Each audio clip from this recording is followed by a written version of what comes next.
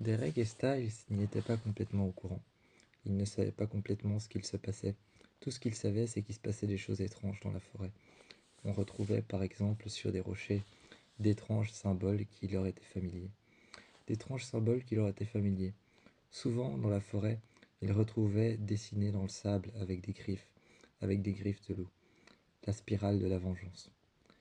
Très souvent, ils retrouvaient ces spirales un peu partout, sur l'écorce des arbres, sur les pierres, gravées à même le sol, gravées dans la terre sèche, gravées même juste en face des rochers, sur cette falaise qui domine tout sur Beacon Hills.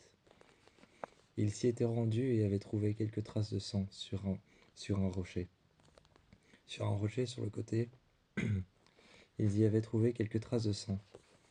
Dans la forêt, Derek est rentré un soir, couvert de sang. Son pelage était sale, couvert de terre, couvert de boue, ainsi que couvert de sang. Il est rentré, Styles s'est mis à côté de lui, sous sa forme de loup blanc. Il s'est transformé et l'a regardé. Il a commencé à nettoyer son pelage. Il a commencé à nettoyer son pelage quand il s'est transformé. Il a nettoyé son pelage, ensuite ça a été au tour de Derek de se transformer. Il lui a demandé ce qu'il avait vu. Il lui a dit qu'il ne savait pas trop.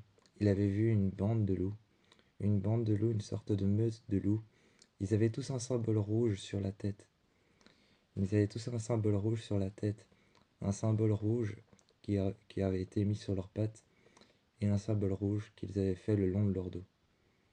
Mis à part ça, ils ne savaient pas ce qu'ils étaient. Ils ne savaient pas ce qu'ils étaient, ce qu'ils voulaient. C'était des loups bruns. C'était des loups qui étaient bruns, brun-gris, avec un museau noir.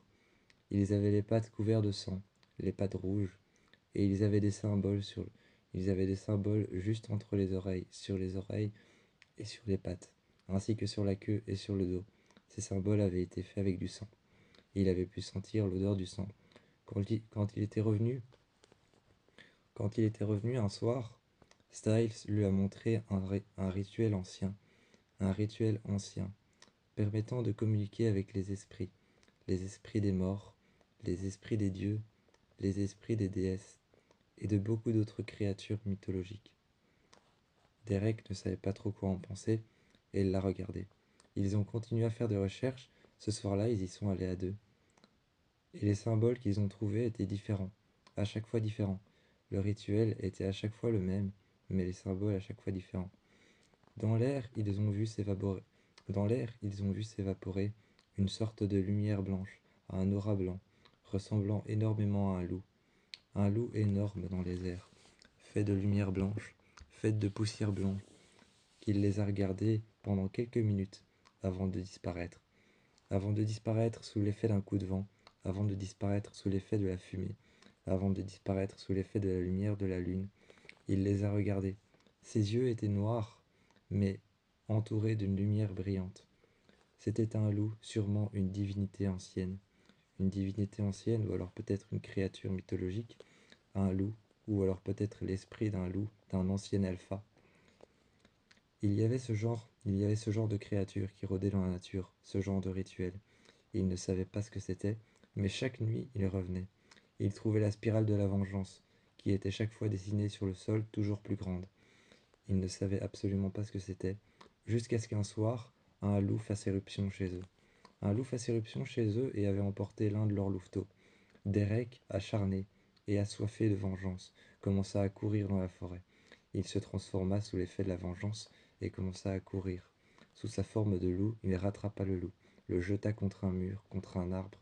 Le loup trébucha, repartit alors la tête vers le bas, et lâcha le petit entre quelques racines.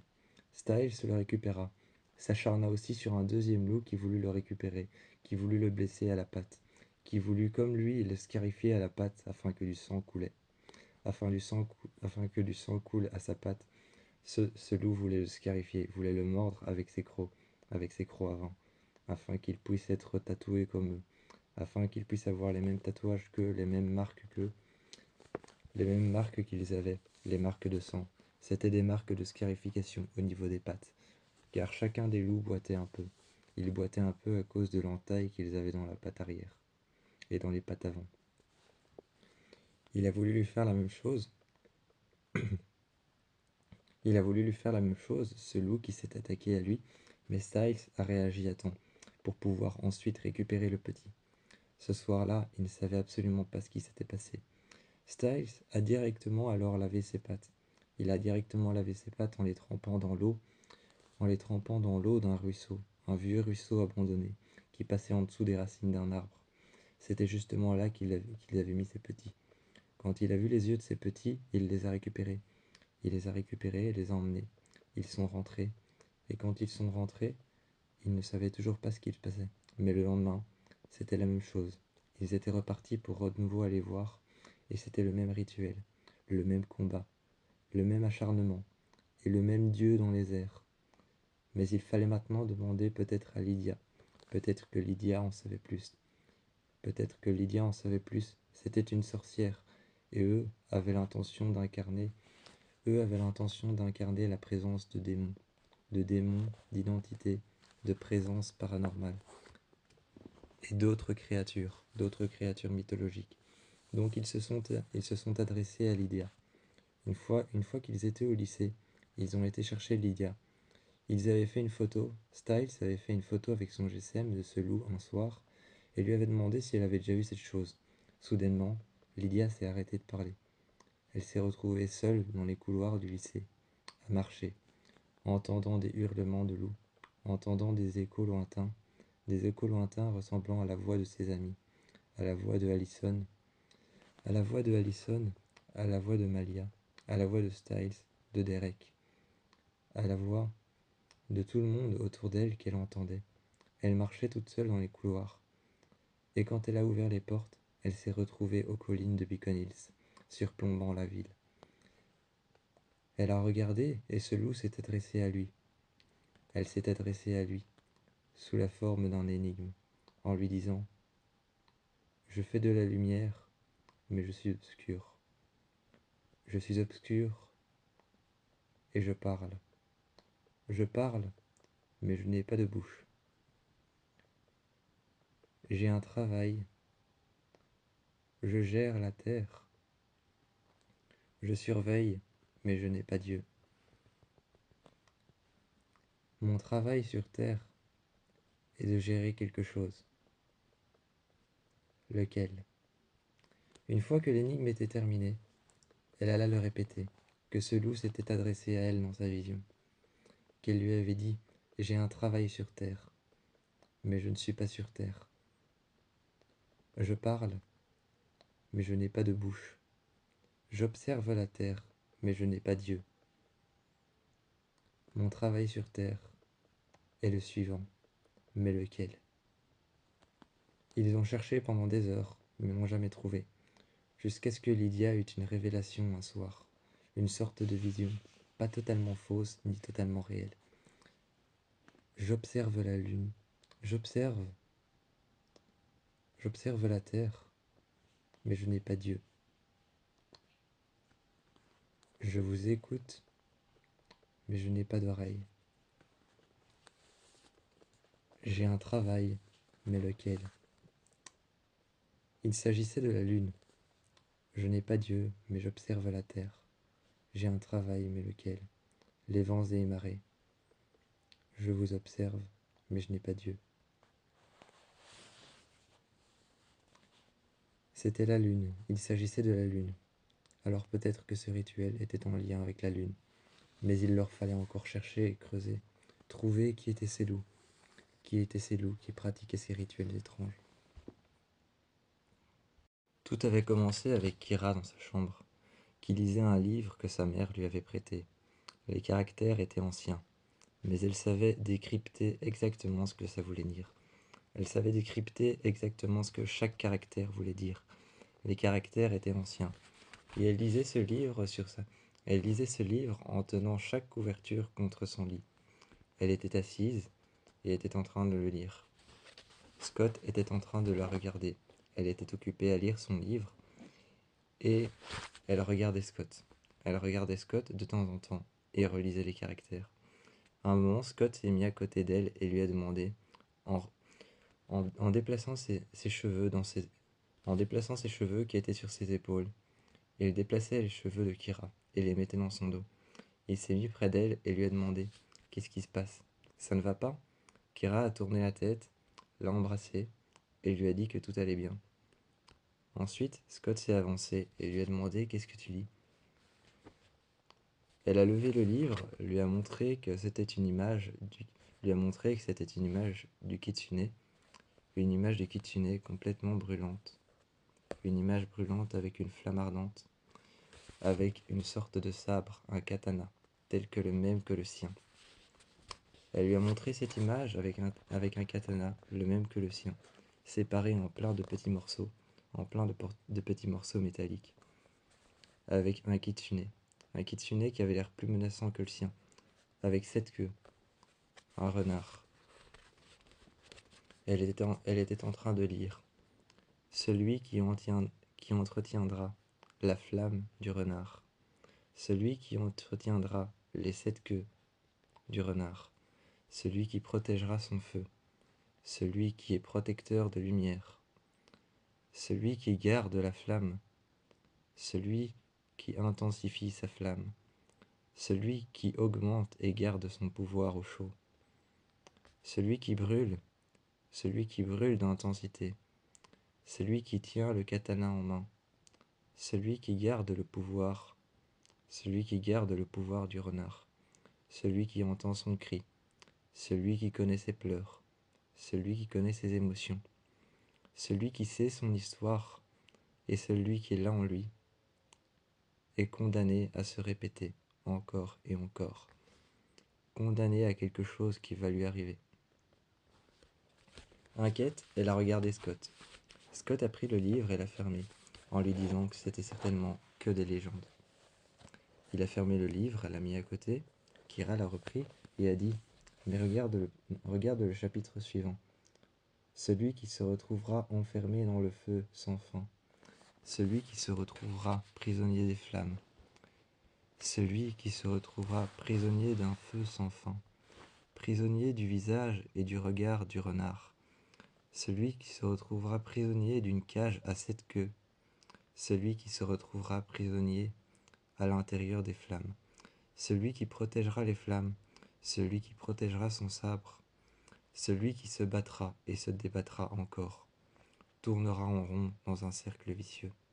Celui qui aura vu son visage, qui aura entendu son cri, sera perturbé à jamais par une présence qu'il ne connaît pas. » Kira était persuadée qu'il y avait quelque chose qui se répétait, à propos du kitsune. Elle était persuadée que quelque chose se répétait sur le kitsune. Elle ne savait pas quoi. Et le lendemain, elle a demandé si Lydia en savait quelque chose. Lydia a lu les caractères. Elle a eu une vision et s'est retrouvée seule dans le lycée. Le lycée était complètement éteint, en pleine nuit. Les casiers étaient fermés. Sa vision était qu'elle voyait tout le monde dans les couloirs. Tout le monde était complètement noir, la peau noire et les yeux noirs. Les yeux noirs comme des démons, ronds comme des billes, sans émotion, sans visage. Leur visage ne montrait que 2 yeux noirs. Ils n'avaient pas de nez, pas de bouche, ne montraient pas d'émotion. Ils marchaient avec leur sac sur le dos. Et sa vision lui avait fait entendre une prière.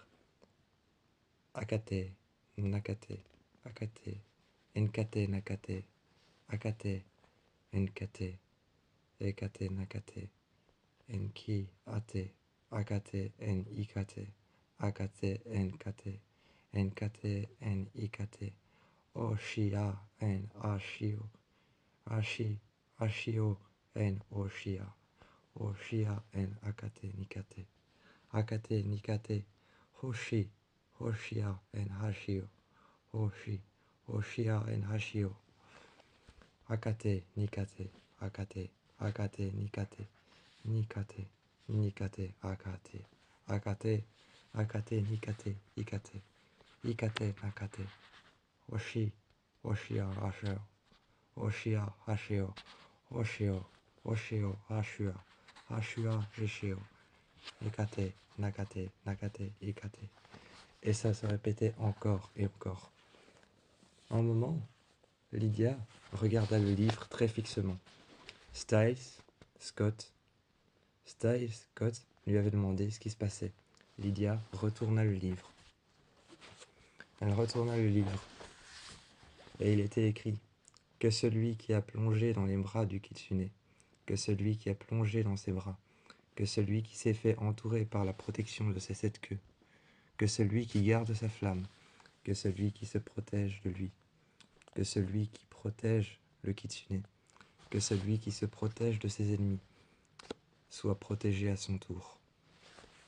C'était une prière de protection, mais une prière d'avertissement. Il ne savait pas encore quoi. Cette prière, appelée Akate, Ikate, était une prière de protection, répétitive par rapport à un rite.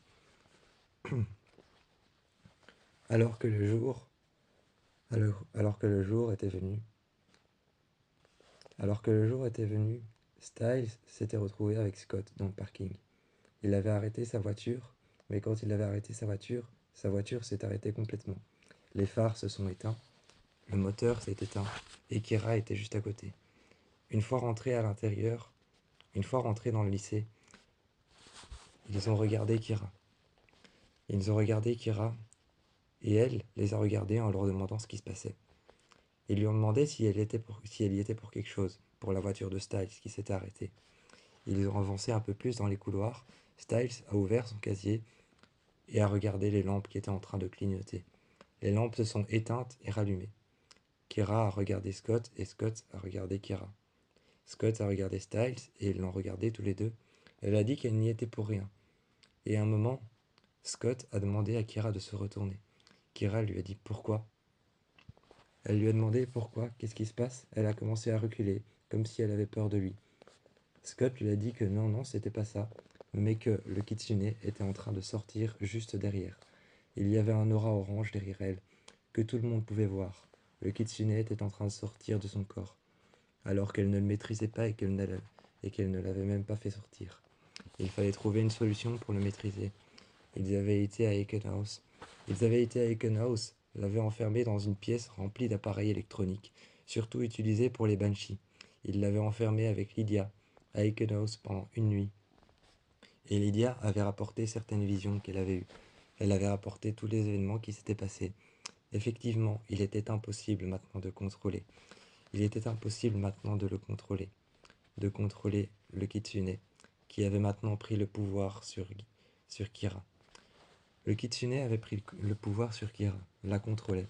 De temps en temps, il sortait. Un jour, alors qu'elle était avec Scott dans sa chambre, qu'elle était avec lui, et qu'ils étaient en train de réviser, elle prit alors son sabre, juste qu'elle laissa tomber sur le sol, et quand elle le prit, après l'avoir laissé tomber sur le sol, elle sentit son sabre d'une chaleur intense sortir de la lame. Elle sentit une chaleur intense sortir de la lame, et en passant la lame de son katana, de son sabre, sous une lampe qui était allumée, elle put remarquer un aura orange tout autour. Et tout autour, elle put remarquer cet aura orange. Elle le prit et essaya alors de se mettre en position de combat. En position de combat, derrière elle, le kitsune était apparu. Il était impossible de le maîtriser. Il avait pris quelque part le pouvoir de son âme, de son esprit, de ses pensées. Il fallait maintenant trouver un moyen.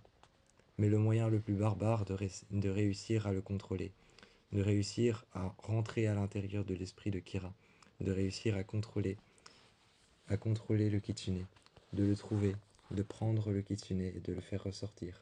C'était de faire une trépanation, comme ce qu'avait vécu Lydia. C'est ce que lui avait proposé la prière à l'intérieur de ses visions. Mais il était hors de question pour Scott de poser Kira sur une table à Ekenhouse et d'utiliser un objet de trépanation sur elle.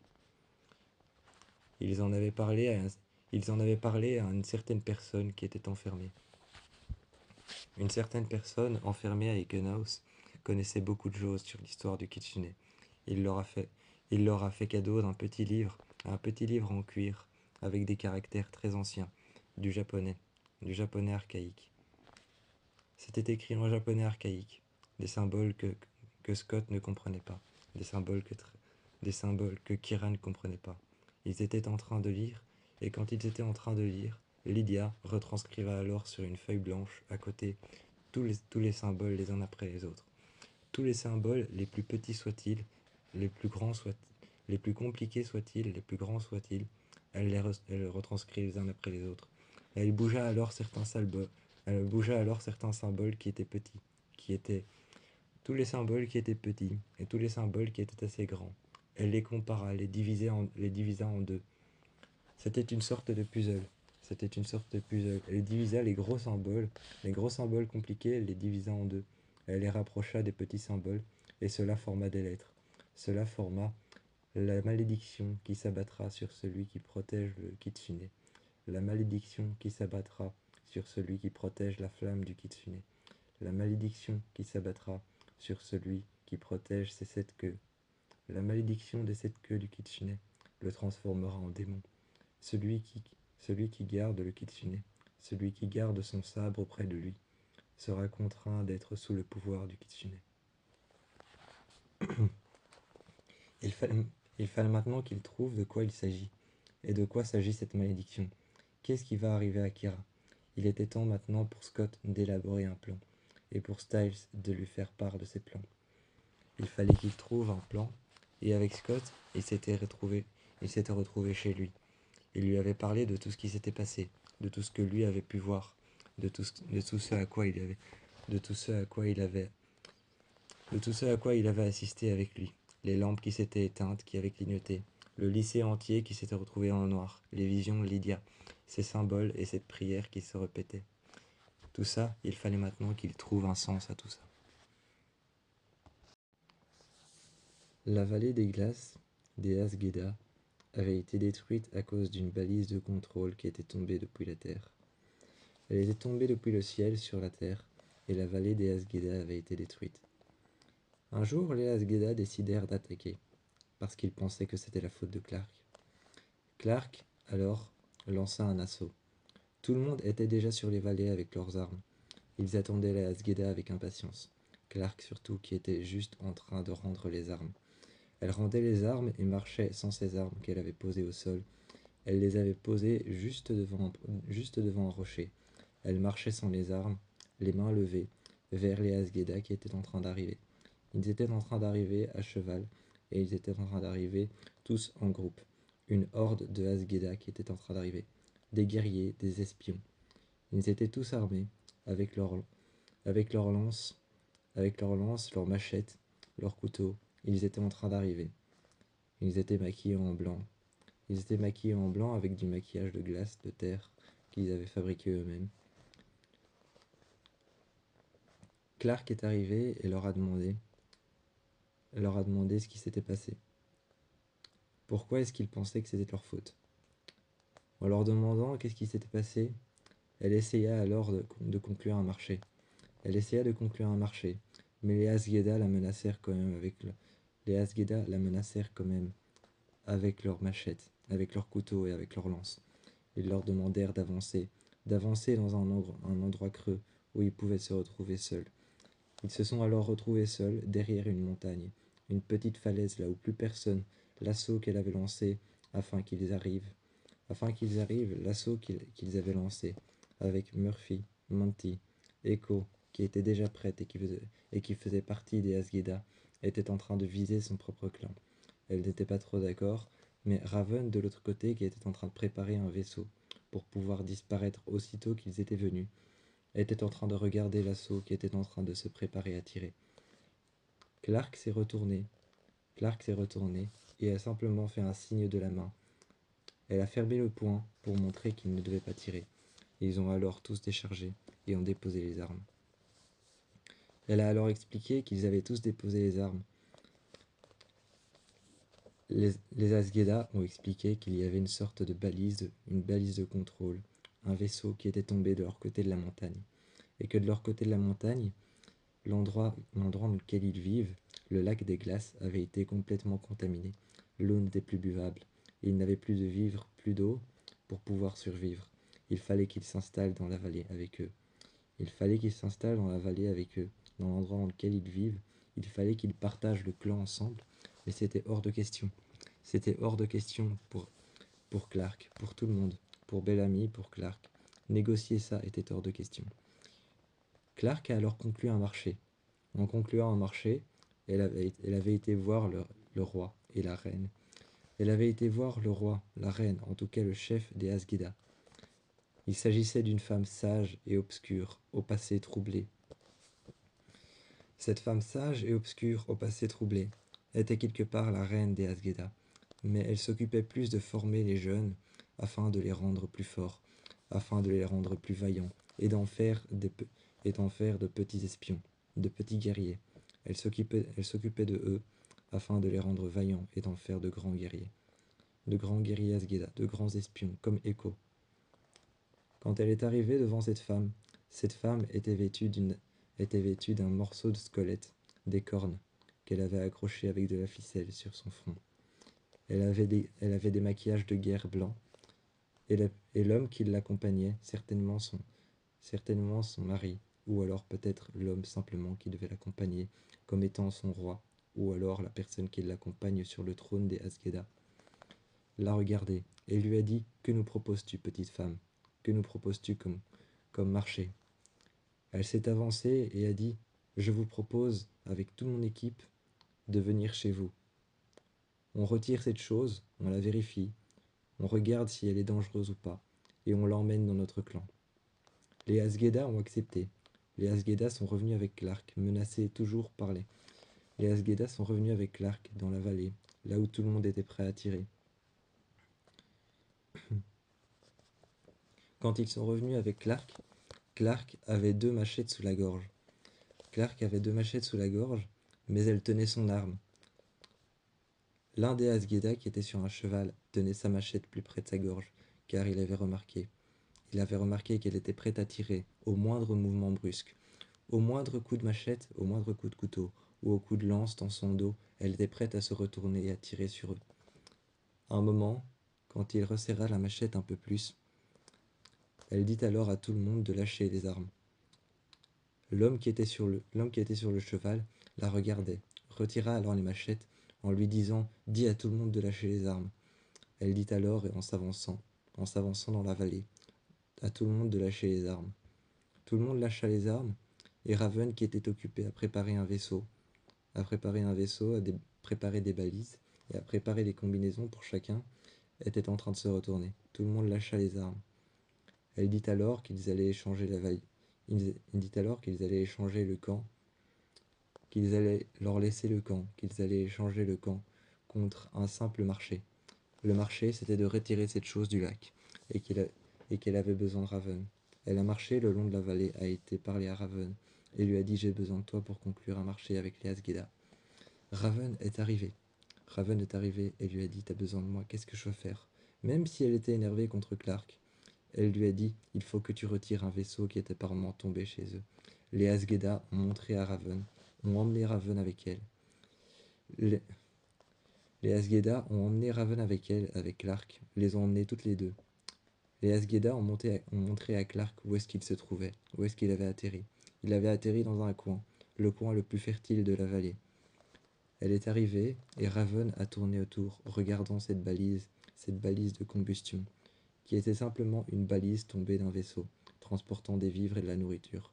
Il pensait que c'était un vaisseau qui avait empoisonné leur eau, mais c'était un vaisseau qui n'était pas conduit par quelqu'un. C'était un vaisseau qui avait été lâché depuis un autre vaisseau dans l'espace. À l'intérieur, il y avait des vivres et de la nourriture, assez pour pouvoir survivre des mois. Les Asgeda s'excusèrent et relâchèrent alors Raven et Clark à l'intérieur de la vallée. À l'intérieur de la vallée, ils échangèrent alors la moitié des vivres et la moitié de l'eau contre Clark et Raven qu'ils avaient relâchés. Clark et Raven étaient revenus avec l'information de la moitié des vivres et de l'eau qui avait été lâchée dans une balise de combustion, qui avait été lâchée depuis un vaisseau, chez les Asgeda, leur appartenait. Il fallait maintenant envoyer certaines personnes, des éclaireurs, afin de récupérer ça chez les Asgeda, sans qu'ils ne viennent à venir au camp. Ils avaient envoyé Murphy, Bellamy, qui était parti chercher ça à deux. Ils étaient partis chercher ça à deux, avec un vaisseau, une sorte de voiture armée. Ils avaient ramené les vivres au camp Et une fois qu'ils avaient ramené les vivres au camp, les Asgeda avaient posé au milieu une sorte de gaz empoisonné. À l'intérieur, les Asgeda avaient riposté de ce qu'ils étaient sûrs que c'était leur faute. Ils avaient mis à l'intérieur une sorte de gaz diffusé, une sorte de gaz de couleur verte, diffusant alors des vapeurs toxiques sur tout ce qui était à l'intérieur de cette boîte. Il leur en avait donné la moitié et avait gardé l'autre moitié pour eux. Une fois qu'ils avaient ouvert à l'intérieur du camp, qu'ils avaient ouvert la moitié de la balise, Murphy remarqua une odeur spéciale, une odeur étrange, un peu comme un gaz toxique. Soudain, la boîte se referma tout de suite, quitte à presque couper le bras de Clark. Abby prit alors Clark dans ses bras et la recula très loin contre un mur. Elle la recula très loin contre un mur, lui évitant de se faire couper le bras, de se faire sectionner le bras par la balise qui s'était refermée. Le gaz qu'il y avait à l'intérieur quand Raven s'est approché un genou à terre était un gaz toxique, souvent utilisé pour faire de la combustion dans les réacteurs. C'est les Asgeda qui avaient riposté. Clark lança un nouvel assaut. Elle lança un nouvel assaut en éclaireur qui partit à l'aube chercher les Asgeda.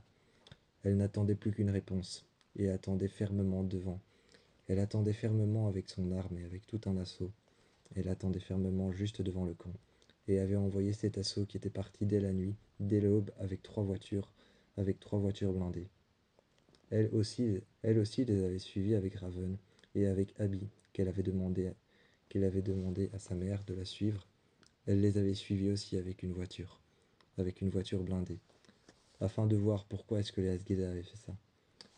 Mais une fois qu'ils avaient parlé avec eux et qu'ils étaient arrivés du côté de la vallée fertile des Asgeda, ils leur avaient demandé pourquoi est-ce qu'ils avaient fait ça. Pourquoi est-ce qu'ils avaient fait ça. La présence de Clark et la présence de Raven n'étaient pas satisfaisantes pour la femme qui gère les Asgeda. Pour la femme la plus grande guerrière des Asgeda, celle qui gère l'entraînement des jeunes guerriers, la présence de Clark, le marché que Clark avait conclu, et la présence de Raven et Clark n'étaient pas satisfaisantes. Comme ce n'était pas satisfaisant, ils avaient décidé de riposter. Elle pensait toujours que c'était de leur faute. Elle pensait même envoyer les jeunes enfants et les jeunes guerriers à leur trousse. Clark était reparti, avait tiré et avait démarré un assaut. Elle avait tiré de plein fouet, elle avait tiré à l'intérieur. Avec son fusil, elle tirait sur tous les Asgeda qui essayaient de l'attaquer. Elle avait lancé un assaut. Comme ça, sans rien dire, elle avait lancé un assaut à l'intérieur des terres fertiles des Asgeda. Elles lancèrent un assaut et tirèrent sur tous les Asgeda qui s'attaquèrent à elle avec des lances, avec des couteaux, avec des machettes. Tous les Asgeda s'attaquèrent à elle avec des arcs à flèches, des flèches trempées dans un produit spécial, un venin de serpent, paralysant le système respiratoire, un peu comme du bromure de pancuronium. Mais fabriqué par les glandes sébacées d'un serpent, un serpent très spécial qu'on trouve seulement sous leur terre fertile. Ils lancèrent alors plusieurs flèches, et Raven se retrouva alors blessé d'une flèche. Raven se retrouva blessé d'une flèche. En faisant un garrot, ils la traînèrent à l'arrière de la voiture. Ils l'emportèrent alors tout de suite à l'intérieur de la cabine de médecine de Abby. Ils traînèrent alors Raven juste sur la table. Abby regardait, et c'était exactement la même fabrication naturelle que sécrétaient les glandes de ce serpent, que celle du bromure de pancuronium qui paralyse le système respiratoire. Alors que Raven était en train de se mettre à convulser très vite, elle ne pouvait plus respirer. Il fallait retirer le venin avant que ça ne la tue, et que le bromure de pancuronium ne l'étouffe et ne paralyse son système respiratoire. Ils avaient fait un garrot et avec une seringue avaient retiré le venin. Elle était tombée, elle avait trébuché de la table et par terre avait vomi une sorte de liquide noir qui était sorti de sa bouche. On lui avait apporté un essuie. Pour essuyer sa bouche. Et elle avait senti que ça goûtait quelque chose de spécial, un petit peu comme le métal et un mélange de terre. comme si un serpent était rentré à l'intérieur de sa bouche. Mais rien de tout ça n'était arrivé. On avait simplement empoisonné les vivres qu'on leur avait donnés. À la cave où il y a les corps, à la cave congelée où il y a les corps, cette cave refroidie et congelée, congélisée, à cette cave, elle avait récupéré un corps qui n'était pas le sien. Elle était en train de configurer sa mémoire, avait retiré sa mémoire de son cou avec un scalpel. Avec un scalpel, elle avait retiré sa mémoire de son cou. Elle la tenait en main et il y avait des chiffres, des lettres qui passaient dessus. Tout autour de sa mémoire, qui n'était qu'une petite boule d'acier, juste dessus, il y avait des cryptages codés qu'elle avait réécrits elle-même. Des cryptages codés, des chiffres, des lettres, des numéros mélangés, des symboles, des numéros mélangés, tout autour. Elle était en train d'appuyer dessus. Elle était en train d'appuyer dessus et recréer un code fonction. Elle recréait un code fonction. En recréant ce code fonction, elle l'a mis à l'intérieur d'un autre, un autre qui ne lui ressemblait pas. Cet autre ne lui ressemblait pas, mais elle avait choisi une femme. Elle avait choisi une femme, cet autre n'était pas elle. Elle pouvait le commander maintenant. Maintenant, elle pouvait être morte. Elle pouvait être morte sur une table. Maevie était en train de la reconnecter. Maevie était en train de la reconnecter, de lui demander comment elle s'appelle, de lui faire passer une évaluation psychiatrique, de lui demander où est-ce qu'elle se trouvait, quel jour on était, quel âge elle avait, dans quelle boucle est-ce qu'elle se trouvait, quelle personne elle était. Elle lui faisait passer une évaluation psychiatrique, pendant que Dolores était en train de répondre, depuis l'intérieur de ses yeux, elle voyait tout ce qui se passait dehors. Cette femme, qui était une femme qui faisait partie du projet Insight, qui était très importante, aux yeux d'Insight, était rentrée à l'intérieur. Elle était rentrée à l'intérieur des bureaux Insight, et Dolores, depuis les bureaux en dessous, depuis les laboratoires en dessous, dans ses yeux, alors qu'elle passait une évaluation psychiatrique,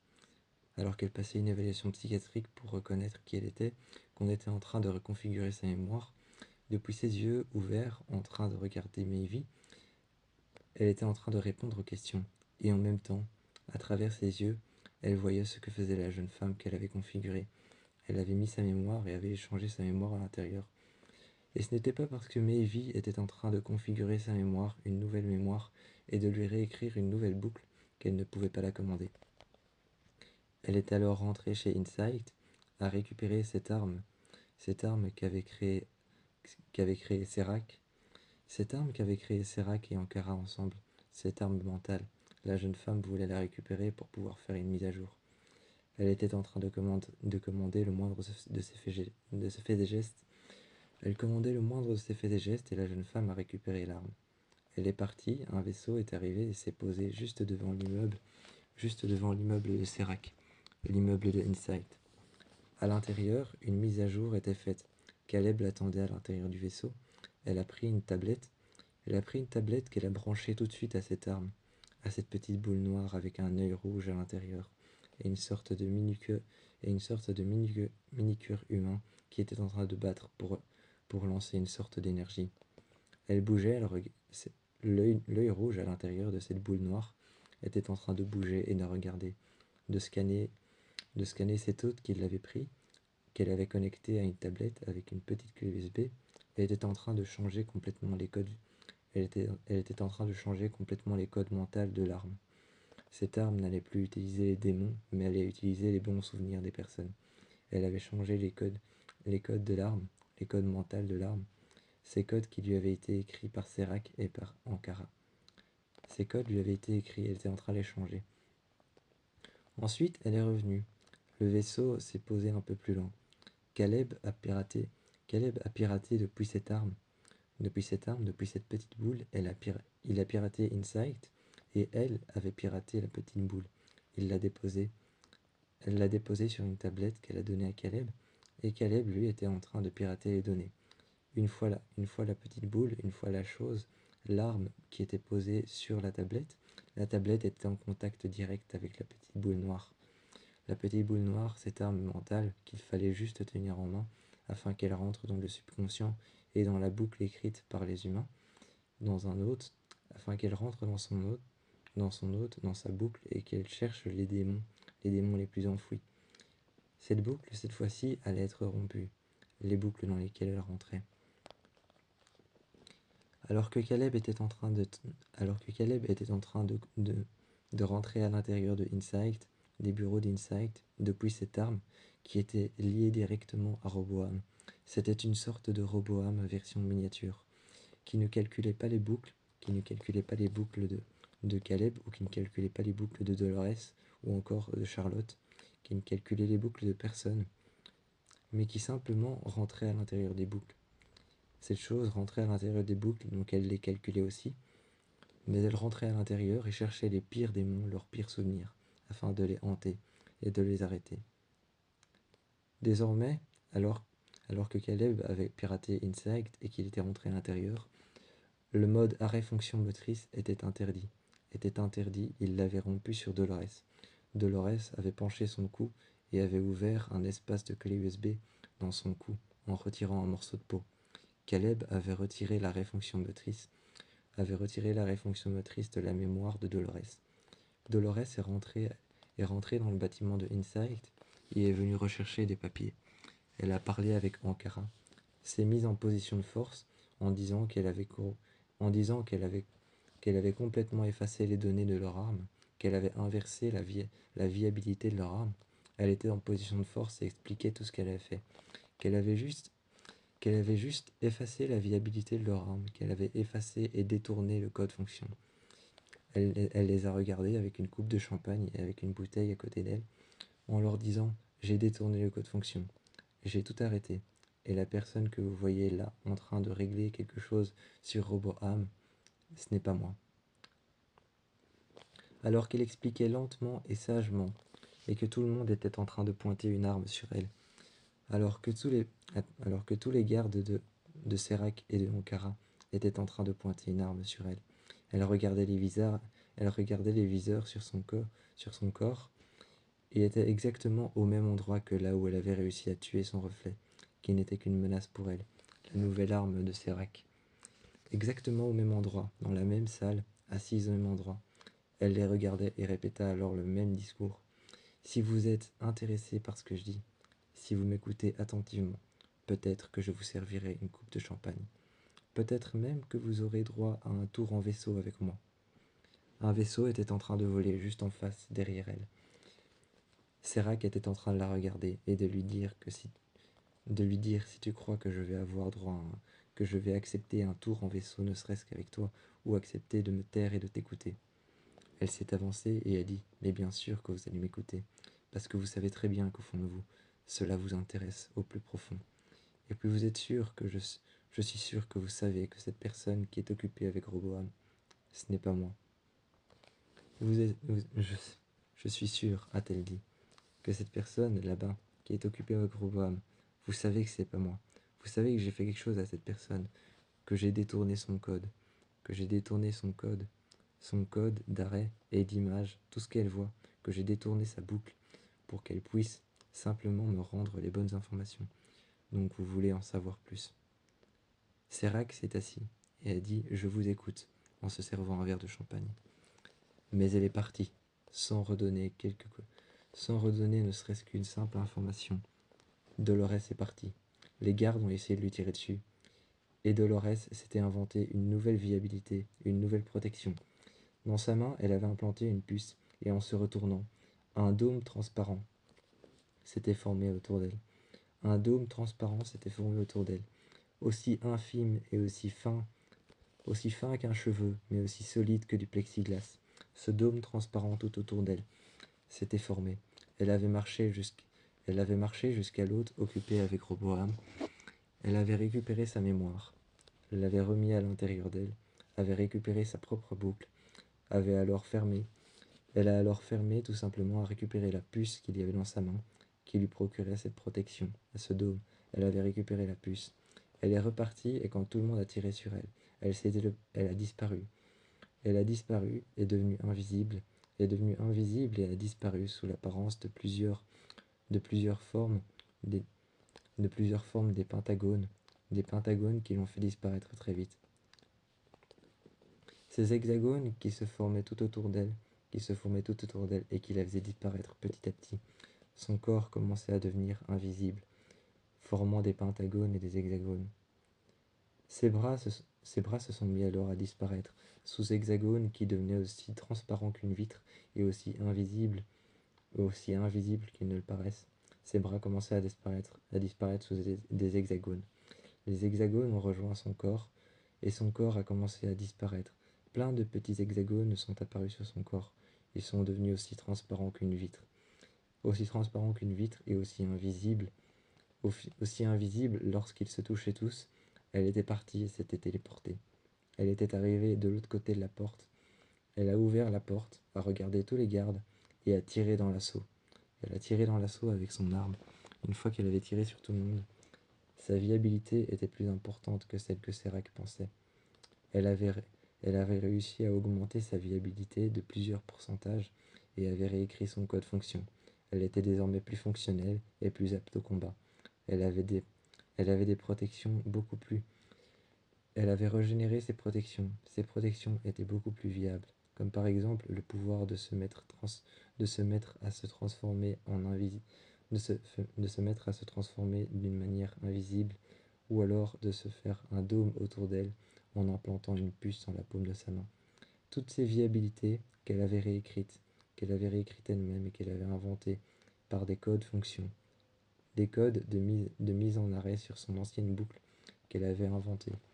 Elle avait pris des morceaux de sa boucle qu'elle avait gardés comme souvenir, comme par exemple son père, et elle avait inventé ça pour pouvoir se protéger et rentrer à l'intérieur d'Insight. Une fois que ça a été fait, Roboam lui appartenait. Et cette chose, elle l'avait détournée. Maintenant, il ne manquait plus qu'à la récupérer, la prendre, à la mettre dans un laboratoire. Dans un laboratoire, elle a rentré cette chose à l'intérieur d'un autre.